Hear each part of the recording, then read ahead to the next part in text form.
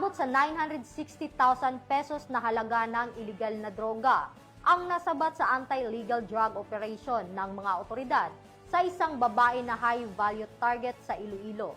Nakatutok dyan si Patrolwoman Charmaine Balunsat.